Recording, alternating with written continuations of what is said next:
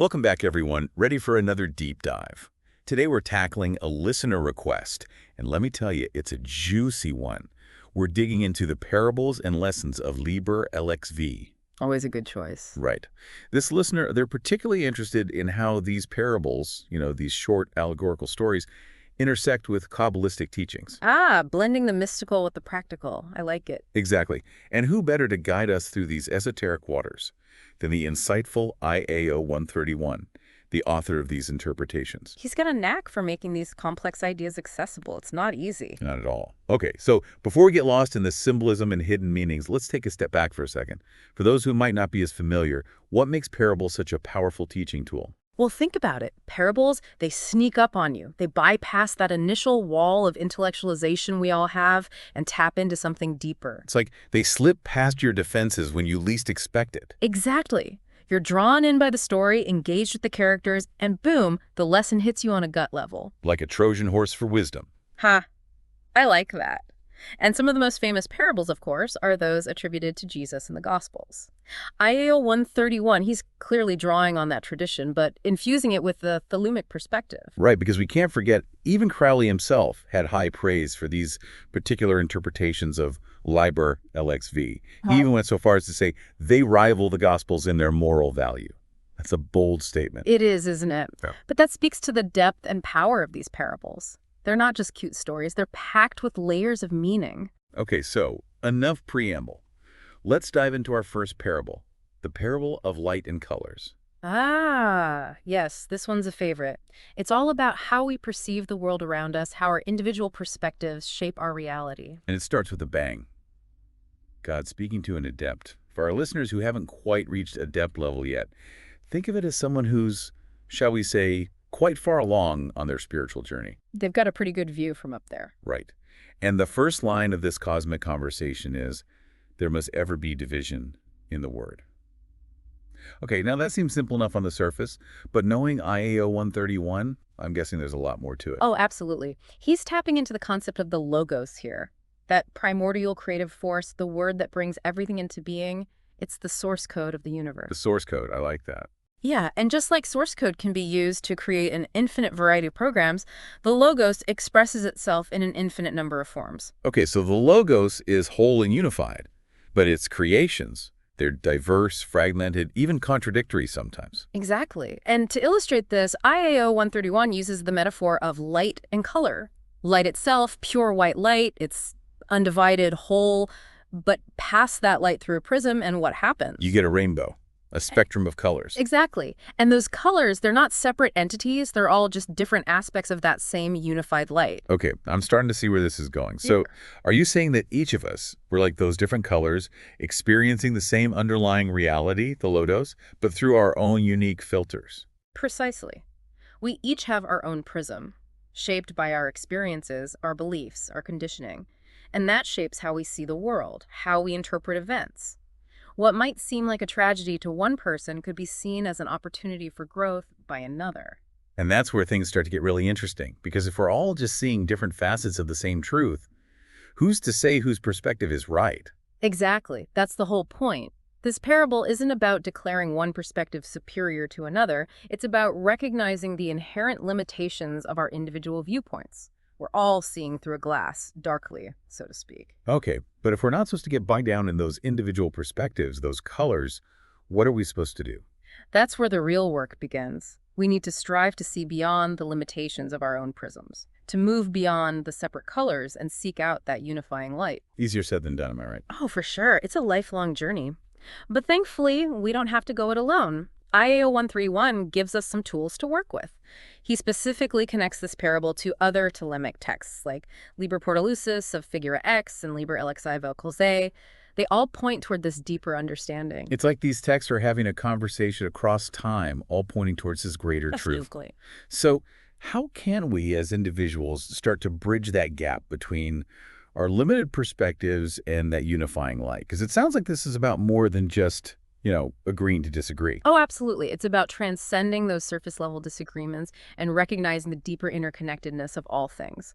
And that's where the Kabbalah comes in, particularly the Tree of Life. Okay, so we're bringing in the big guns now. For those who might not be as familiar with the Kabbalah, How does the Tree of Life tie into all of this?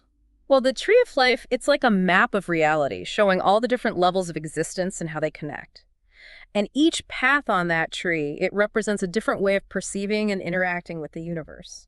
So by studying the tree, we can start to see those connections, those underlying patterns that unite seemingly disparate things. Exactly. And that's the key. The more we understand the tree, the more we start to see the world through that lens of interconnectedness, of unity. We start to recognize those common threads that bind us all, even when our individual perspectives seem miles apart. It's like finding that hidden order beneath the chaos. Yes. And that's a powerful thing. It allows us to approach conflict with more compassion, more understanding. It allows us to see the other person not as an adversary, but as a fellow traveler on this journey of understanding. And that's where IAO131 really brings it home for us. He doesn't just leave us hanging with these abstract concepts. He grounds it in a way that I think we can all relate to. Okay, I'm intrigued. Yeah. Lay it on me. So he says, imagine a heated debate. Now, this could be about anything, right? Politics, religion, the best way to load the dishwasher. The important stuff. Exactly. And everyone involved, they're seeing the situation through their own particular lens, colored by their experiences, their beliefs, their values. What feels like a frustrating dead end to one person might feel like a lively, engaging back and forth to another. And the thing is, they're both right, from their own perspective, of course. It's like that classic optical illusion, the one with the old woman and the young lady. Which one you see, it all depends on how you're looking at it. Perfect example. But the point of this parable, it isn't to say that one perspective is right and the other is wrong. It's about recognizing that we're all looking at the same reality, but through these different filters. So if we're not supposed to get bogged down in those individual perspectives, those colors, what's the alternative? What are we aiming for?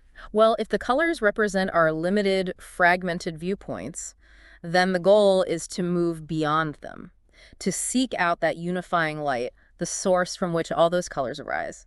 It's like we're so busy arguing about the different colors in the rainbow that we forget they all come from the same sunlight. Exactly. And I think that's a really important point. It's not about denying or dismissing those individual perspectives, but rather recognizing their shared origin. And that's where things start to get really interesting, at least for me. Oh, how so? Well, because it's not enough to just intellectually grasp this idea of unity. We have to actually embody it in our lives. And that's where the real work begins. It's about cultivating a sense of tolerance, of compassion for those who see things differently than we do. And it's about constantly questioning our own assumptions, our own cherished beliefs, because that's how we start to break free from the limitations of our own prisms. Okay, so it's not just about seeing the light, it's about becoming the light. I think that's a beautiful way to put it. I do have a question, though. You mentioned earlier that IAO131 connects this parable to other thelemic texts. Can you elaborate on that a bit? I'm curious to see how this idea of seeking unity plays out in other areas of thelemic thought. Absolutely. So he specifically mentions Liber Portolucis sub figura X and Liber LXI vel causi. Now, I don't want to get too sidetracked with these texts, but essentially they both touch on this idea of transcending duality, of moving beyond the limitations of our everyday thinking. So it's like these different texts, they're all part of a larger conversation, all pointing towards this deeper understanding. Exactly. And that's one of the things I find so fascinating about thelema. There's this constant interplay between different ideas, different perspectives. It's not about dogma, it's about exploration. It's about the journey, not the destination. Beautifully put. Speaking of journeys, I think it's time we move it on to our next parable. Are you ready for something a little different? Always up for a challenge. Hit me with it. Okay, this one's called The Parable of the Petal of Amaranth. And it's all about beauty, catastrophe, and how our perceptions shape our experience of reality. Ooh, I like where this is going. Already I can feel my perceptions shifting. Good. Now picture this. A single amaranth petal, delicate and crimson, drifting on a gentle breeze. IAO131 even sets the scene for us.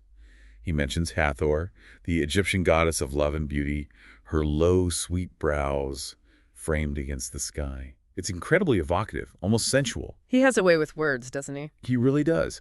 But then just when you're settling into this tranquil scene, a shift from somewhere, a wail, a sound of utter despair coming from, as IAO131 puts it, a certain world. Ooh, a sudden twist. I'm hooked. What's going on? So we've got this petal, like floating on the breeze. And we've got two very different reactions to it. On the one hand, we have the adept, who seems to find this immense joy in just witnessing this simple, natural occurrence. Right. Pure appreciation for the beauty of the moment. Exactly. But then we have these little ones, and they're freaking out. They see this falling petal as like a harbinger of doom. A tidal wave of catastrophe about to wash over them. Talk about a difference in perspective. This is where IAO131 really gets us thinking about perception. He doesn't say who's right or wrong, does he? He just presents these two starkly contrasting views, forcing us to confront the fact that our experience of reality is deeply subjective. So the question is, what does this falling petal really represent? IAO131, he's not exactly giving us all the answers here. It's like he wants us to, put the pieces together ourselves. He does love a good puzzle, and I think that's part of the point. It's not about being handed the answers on a silver platter. It's about engaging with these symbols, wrestling with these ideas, and coming to our own understanding.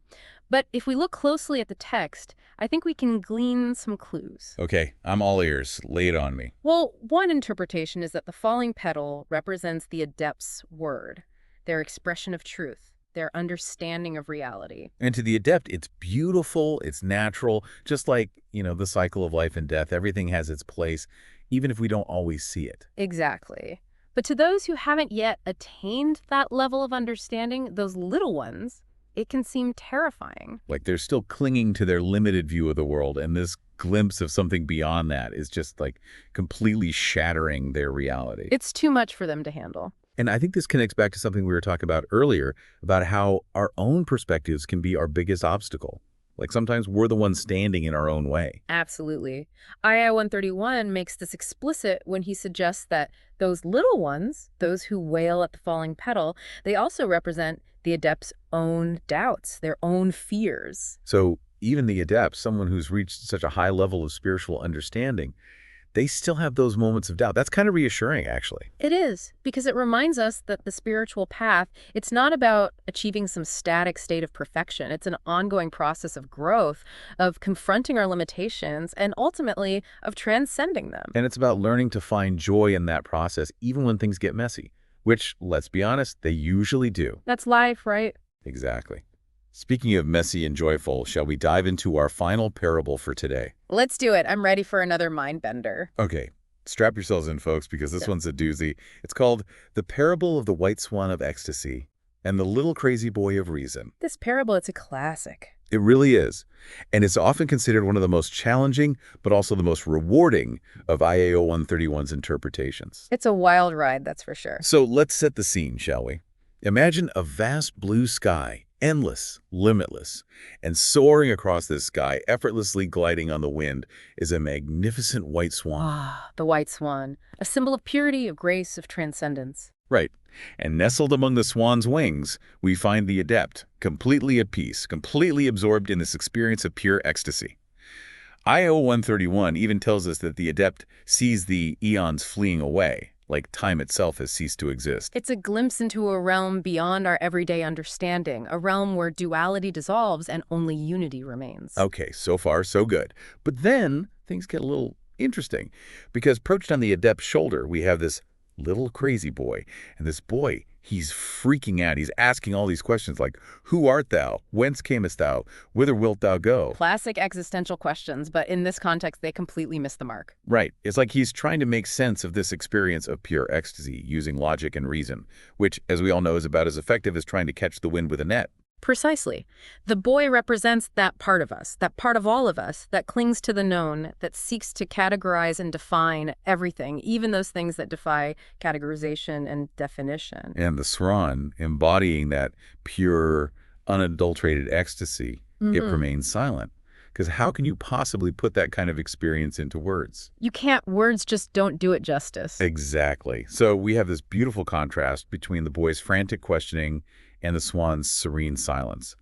But what about the adept? How do they respond to this little bundle of anxiety perched on their shoulder? Well, here's where it gets really interesting, because the adept, instead of being annoyed or dismissive, they respond to the boy's questions with laughter. Laughter. Yes, but it's not a cruel laughter. It's a laughter of pure joy, of understanding. It's like they're saying, oh, little one, you're trying so hard to grasp something that can only be experienced. You're trying to fit the infinite into a finite box. Exactly. And that laughter, it's not just directed at the boy. It's directed at all of us who try to grasp the ungraspable, to define the indefinable. It's a call to let go of our need for certainty, to embrace the mystery, to find joy in the unknown. to just like spread our wings and soar with the swan. Beautifully put. Yeah. And that, I think, is the ultimate message of this parable, and indeed of all these parables we've explored today. It's about recognizing the limitations of our everyday thinking, of our need to categorize and control, and stepping into a more expansive way of being, a way of being that embraces both the light and the shadows, the joy and the sorrow, the known and the unknown. To find that sense of wonder and awe in the face of existence, just like that falling petal drifting on the breeze. Exactly. It's about remembering that life itself is a mystery, a gift, a grand cosmic dance. And our job is not to figure it all out, but to simply dance along. And on that note, I think it's time for us to take a bow and let the music fade. Until next time. A huge thank you to you for joining me on this incredible journey through the parables of Liber LXV. You've illuminated these texts in such a profound and accessible way. The pleasure was all mine, truly. It's always a joy to dive into these deep waters with a fellow seeker. And to you, our wonderful listeners, thank you for lending us your ears and your hearts. May these parables spark a fire in your own explorations, a thirst for that unifying light that binds us all. Until next time, keep those questions coming, keep diving deep, and keep seeking that ineffable joy that comes from embracing the mystery of it all.